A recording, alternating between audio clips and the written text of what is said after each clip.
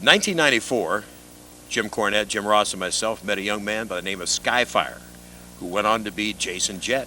And he's with us today on Hanging With Easy Money. And it's been a lot of things gone by in your life as far as professional wrestling since 1994, right, Jason? That's right, Les. I've been down a long road. I've been working for about 12 years now. Started out back in 1989 wrestling on my trampoline.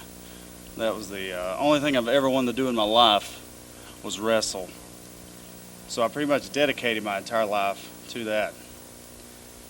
I built a trampoline ring in my backyard, and about a year later I built a real ring, and then I pretty much got started on the independents back in February of 1990. And when you came to Smoky, there was a lot of veterans there, and certainly a great learning ground for a young performer. Guys like the Rock and Roll Express, Tracy Smothers, wrestlers of that particular caliber. Yeah, I got to work with a lot of future superstars: Chris Jericho, Lance Storm, D'Lo Brown, Chris Candido. The list just goes on and on. I never really rose to any stardom there, but it gave me a lot of experience, and it helped me work on things, and I learned a lot from being there. I learned a lot from Jim Cornette. I mean, he really taught me a lot back then. And of course, you mentioned you wrestled on the Indies after Smoky was shut down, but then you got an opportunity with ECW. Personal friend of mine, Kid Cash, got me an opportunity for a tryout match with ECW, and went and did that, and after that pretty much just skyrocketed right up to the top of ECW, I would consider. And I was there until ECW, you know what happened. Right. They closed their doors, but then you had the opportunity to sign a contract with W.C.W.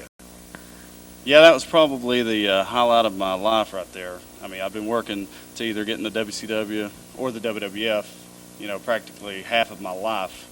So that was like the proudest moment that I've ever had. So. And of course, from WCW, the merger of the company was bought out, and then you became a part of the entire corporation of Titan, and then you came to HWA, where this basically a war between HWA, WWF faction, and WCW has been going on.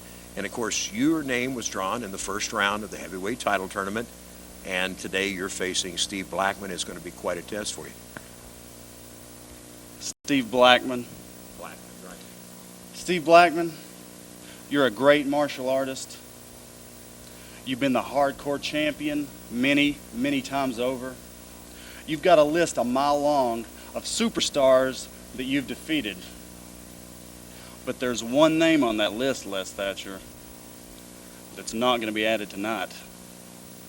Because tonight, Steve Blackman, I'm going to show you exactly why I'm the essence of innovation, the master of adaptation, and for some of you lucky ladies out there in TV land, a thrilling sensation. But ladies, don't forget Easy Money's golden rule. You can't be first, you won't be last. But with a block of gold and a pair of white cotton panties, you just might be next. Steve Blackman, after tonight, I'm going to add your name to my list. And that way, you'll never forget the name. E.Z. Money.